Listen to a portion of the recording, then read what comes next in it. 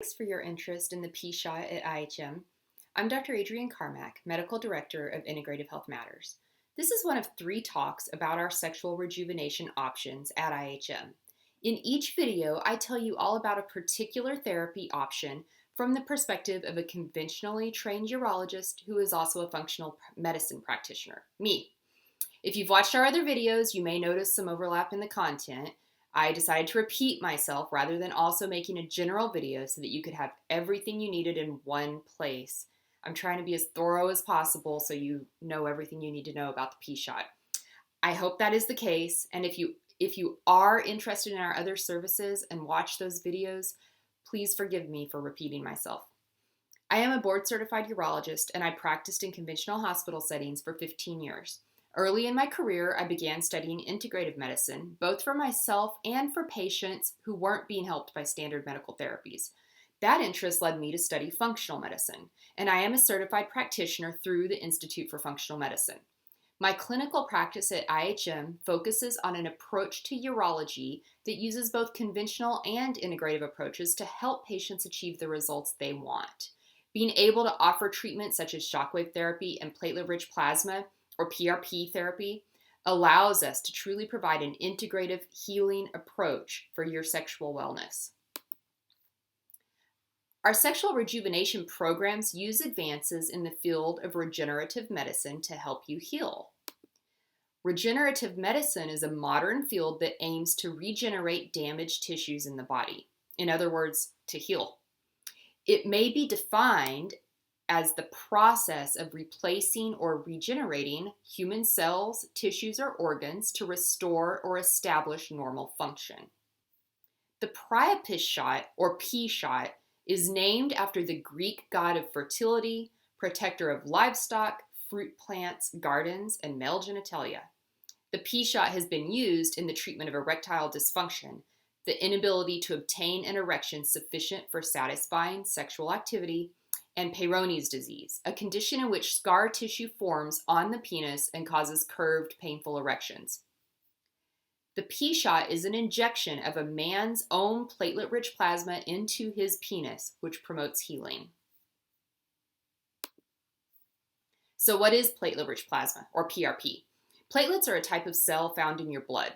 Platelets are a key part of wound healing.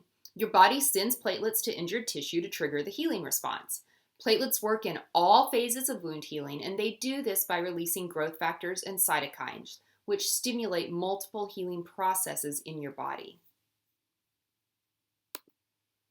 This excerpt from an article on platelet-rich plasma lists many of the growth factors that platelets produce, and which have been measured consistently in the PRP produced by machines such as the one we use to make PRP from your blood. These growth factors include platelet-derived growth factor, transforming growth factor beta, vascular endothelial growth factor, which promotes the growth of blood vessel walls, epidermal growth factor, basic fibroblast growth factor, and insulin-like growth factor. Platelet-rich plasma has been used in regenerative medicine since the 1980s in cardiac, dental, and maxillofacial surgery for blood and bone regeneration. It is used extensively in musculoskeletal and sports medicine to stimulate repair of injured and degenerative tissue. It's used for hair loss in men and women and for multiple other medical indications, including cosmetic facials and wound healing. The use of PRP for male sexual health was first suggested in the medical literature in 2003. Before we talk more about the P-Shot, I want to briefly review the standard medical options for treating sexual disorders that would be available with most conventional doctors. This list comes directly from the American Urological Association's Guidelines on ED, published in 2018. This is what their expert panel has concluded should be offered by urologists based on published peer-reviewed scientific articles. The first thing they mention is mental health support. They also recommend lifestyle changes because ED is associated with risk of heart disease and has been shown to improve with measures such as exercise. Pharmaceuticals come next in their list, and this includes oral medications such as Viagra and Cialis, suppositories that are inserted into the urethra through the opening at the tip of the penis, and injections into the penis, like Trimix or Caberject. Testosterone therapy is also noted to improve erectile function. Penis pumps are recommended, as are penile prosthesis implantations. They do address two regenerative therapies, low-intensity extracorporeal shockwave therapy and platelet-rich plasma therapy, which is the P-Shot. Because of the published evidence on each of these, they conclude the former should be considered investigational and the latter experimental. So let's talk about the requirement or the recommendation that this be done in an IRB trial. IRB trials are mainly performed at large hospitals and academic centers or universities with outside funding. However, we are looking into getting community IRB approval, and if we are able to do so, we will announce it. In the meantime, we feel you have the right to make an informed choice in choosing an off-label therapy, and I'm going to explain why in this talk. The American Urological Association also has guidelines on Peyronie's disease, which were most recently updated in 2015. Again, Peyronie's disease is a condition in which thick scar tissue forms on the penis that causes curved and sometimes painful erections. They recommend anti-inflammatory medications for pain. They recommend several types of penile injection therapy directly into the area of plaque. With these, modeling of the penis may be done, which is basically stretching and pulling the penis into a straight position while it's healing. For each of these injections, they state that the risks should be carefully disclosed. I'll describe each of these treatments and the risks the AUA lists that need to be disclosed. The first injection recommended is a collagenase injection called Xiaflex. Collagenase is an enzyme that breaks down tissues. The risks of this include bruising, swelling, pain, and corporal rupture. Corporal rupture is a condition in which the sheaths that surround the parts of the penis which hold blood during an erection actually rupture or tear, leaking the blood out and causing issues with erections. This tends to happen in the first month after the injection. When I trained on this technique at a urology conference in 2019, the physicians who trained recommend that patients avoid intercourse for 1 month after the injection is performed. 2 other injections are also recommended. One is interferon alpha 2B, which includes risks of sinusitis, flu-like symptoms, and minor penile swelling, and verapamil, which includes risks of bruising, dizziness, nausea, and pain. Shockwave therapy has also been used for Peyronie's disease. The panel concluded that it clearly reduced pain for Peyronie's disease, but it did not reliably improve plaque size or curvature, and thus should not be recommended for these reasons. It is worth noting that it did improve plaque size and curvature in some studies, and it did not make them worse in any reports. Finally, surgical options are recommended.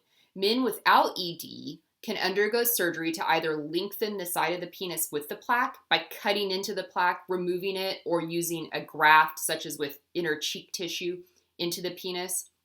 An alternative is to plicate the other side of the penis, which means putting sutures into that side to shorten it so that it matches the length of the side with the plaque and the penis does not curve as much.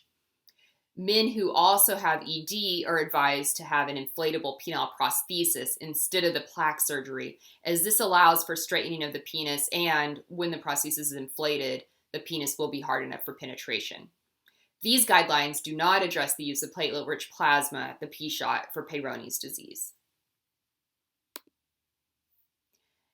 As I mentioned, the American Urological Association says that PRP should be considered experimental for erectile dysfunction, and they do not address it in their guideline on Peyronie's disease. Their statement is that PRP should not be offered to men with ED unless it is administered in the context of an IRB-approved experimental clinical research protocol. At this time, no full-text peer-reviewed publications are available to constitute an evidence base. Therefore, reliable information about potential benefits and risks/burdens of PRP therapy is not available. Because of the absence of evidence and given the availability of multiple other proven treatment options, it is the panel's expert opinion that PRP therapy is not appropriate for men with ED except as part of an IRB-approved research trial. Now, I think it is important that you know that this is the standard medical view, and I'm going to review more current research and let you know why I see things differently and why I believe that you should be offered PRP and be allowed to choose it for yourself if you wish. So why offer PRP? First, there is evidence that PRP is effective for ED and Peyronie's disease. It is true that this evidence is not in the form of full-text peer-reviewed publications that the AUA would like to see, but those cost money and there just isn't the funding for them like there is for pharmaceuticals and products made by large medical device companies. There are, however, published data and countless patient and physician reports of effectiveness and safety, which you've probably seen if you're here looking further into the P-Shot. The first study listed here looked at 23 patients who were treated with a combination of PRP, low-intensity shockwave therapy, and local negative pressure therapy, which presumably means a penis pump. After 6-month follow-up, there was a significant decrease in pain intensity during erection and significant improvement in erectile function, satisfaction with sexual intercourse, and overall sexual satisfaction. They also noted improvements in blood flow and scar tissue on ultrasound. The second study looked at 90 patients who received PRP with hyaluronic acid, which is a filler, for Peyronie's disease. They reported improvement in 70% of the patients without any serious adverse events. In addition, animal studies have shown improvement of erectile dysfunction and regeneration of the nerves to the penis with PRP therapy. In 2018, researchers at Wake Forest University in North Carolina used PRP for 16 men and 1 woman with urologic issues. A total of 4 men underwent the P-Shot for ED, 11 men for Peyronie's disease, and 1 man for both. Patients were able to get another injection as they wished, and they got anywhere from 1 to 8, with the mean being 2. The SHIM score improved on average by over 4 points, which represents functional improvement by 1 level, so going from moderate to mild or severe to moderate. 80% of the men with Peyronie's noted improvements in curvature, and 80% of the men said they would undergo further injections. The second reason we choose to offer PRP at IHM is that PRP has an excellent safety profile, demonstrated throughout multiple studies in multiple parts of the body over decades. Thus far, studies of PRP for urology have only shown occasional instances of mild pain or bruising, which would be expected with any injection. Multiple meta-analyses and randomized controlled trials have been performed on PRP used for other reasons. The only adverse event that I could find reported was persistence of shoulder pain symptoms in 1 person for whom it didn't work. A few studies have shown no efficacy, but the majority have shown significant improvements with PRP. I was only able to find 1 case report of an adverse reaction after PRP, which was a case of swollen lymph nodes after PRP was used for microneedling during a cosmetic procedure. Presumably this was an infection due to the multiple sticks used for this procedure in an area that wasn't sterilized well. What we expect from actual experience is that you may have some local discomfort or pain, maybe a little bit of bruising, generally up to a week, although that's not the norm. Most people have no pain. All of that said, I do want you to choose PRP fully informed. Keep in mind that PRP's use in urology is relatively new, and it is, of course, possible there are more side effects that will occur or be reported over the years that we just don't know about yet. However, given the long-standing track record of PRP with other health issues, this seems unlikely and like a risk most people are likely to be comfortable with given its efficacy compared to the standard options available and their risks.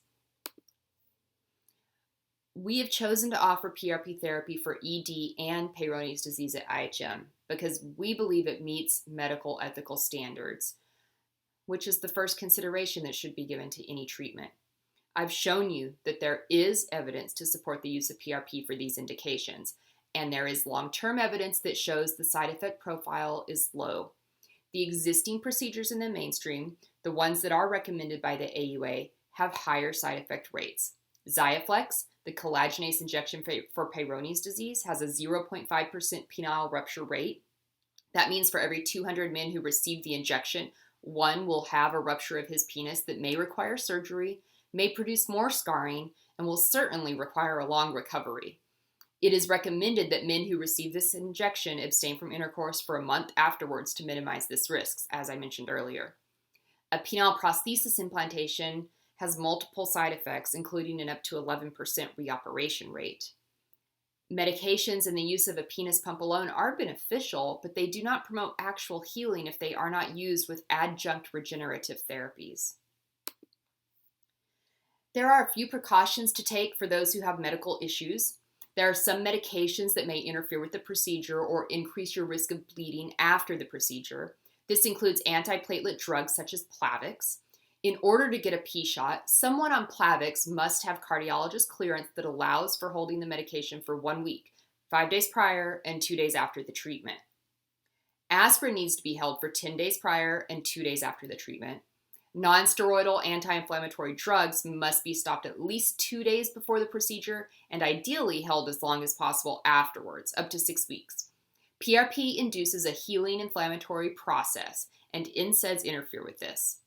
In addition, medications such as Actos, used for diabetes, and immunosuppressants such as steroids can interfere with platelet function or immune healing response. Blood disorders such as clotting issues put you at a higher risk of complications from any procedure, as does immunocompromise. The procedure cannot be done if you have an active infection or active tumors or cancer. If you have a prosthetic joint or hardware infection, such as something you need to take antibiotics at the dentist for, special precautions may be needed. Finally, penile sexual rejuvenation therapies are not appropriate for men with penile prosthesis implants. If you would like to pursue sexual rejuvenation therapy at IHM, you will first need a physician consultation with me. This 30-minute visit may be done in our office or over a secure Zoom platform. We will review your options, answer any questions, and help you decide how you want to proceed. If you do decide to purchase the treatment, the cost of this consultation will be deducted from the treatment fees. You will decide what package you want to go with and schedule your appointments, and will be given before care instructions to follow. If you haven't had a CBC within the last 6 months that you can send to us, you will need to have blood drawn for this basic test, which we can do at the time of your visit. If you are also pursuing hormone therapy, we can draw those labs at the same time. Before care is simple and involves holding medications as needed, consuming extra water the day before and day of the procedure, shaving or trimming pubic hair the day before, and showering with regular soap the morning of the procedure. We make the PRP on the day of your treatment. You will check in, get your hyperbaric oxygen therapy session, and then we will apply a numbing cream to your genitals and a small dab to the area on your arm where we will draw blood. You will then have your blood drawn by one of our nurses, who will then process the blood in an FDA-approved machine that concentrates the platelets into one portion. Our staff then process this into an injectable form. While all of this is happening, the numbing cream will be taking effect. The platelets will be activated just prior to injection, which allows the platelets to form a fibrin matrix that stays where we want the healing to occur. When your anesthetic cream has taken effect, we do further injections of anesthetic into the area. We then perform a low-intensity shockwave treatment as mentioned and inject the PRP into several locations. A penis pump is applied for 5 minutes, and then you are cleaned up and free to go. You can return home or go back to work. We recommend several additional therapies to support healing and offer these in packages or on their own. For nitric oxide support, we generally recommend a form of L-arginine, which is what nitric oxide is made from. We have this available in pill or powder form. We also usually recommend daily low-dose Cialis, which blocks nitric oxide breakdown to support and maintain good blood flow during the healing phase. We cannot include this as part of our package, but a local pharmacy offers great prices on a 90-day supply. We also recommend Arterisol, which is a seaweed extract supplement known to support healing of the blood vessel lining. A penis pump is used daily to draw blood into the penis, which is how healing immune cells are able to get to work. The penis pump also helps with remodeling for those with Peyronie's disease. And finally, many men benefit from bioidentical hormone replacement therapy to boost their testosterone levels during the healing phase. Testosterone is a strong promoter of healing and growth. Afterwards, you may take a light shower or bath the next day. We recommend you avoid intercourse for at least 2 days and longer if you do have significant soreness or bruising, and in general, be gentle with the area for at least a week. Bruising and some small areas of numbness may occur and last for up to 3 weeks, though most do not experience this. You may resume most medications in 2 days, but continue to avoid NSAIDs such as ibuprofen and Aleve for 2 to 6 weeks, as these interfere with the healing inflammatory process. Don't use ice in this area for at least 2 weeks. Continue using recommended medications and supplements during the healing phase. Use the penis pump at least once a day for 5 minutes. If you opted for a package that includes bioidentical hormone replacement, follow up for that portion of your care as directed during your visit. We like to follow up in 2 months to see how you've done. This can be done over the phone or Zoom if you are not coming into the office for another reason. In conclusion, PRP has an excellent safety profile and real potential to improve your sex life. Using this in combination with other therapies gives you the best chance of reaching your goals. We at IHM are honored to be able to offer you this treatment. I hope this talk has answered your questions about the P-Shot, and we look forward to hearing from you.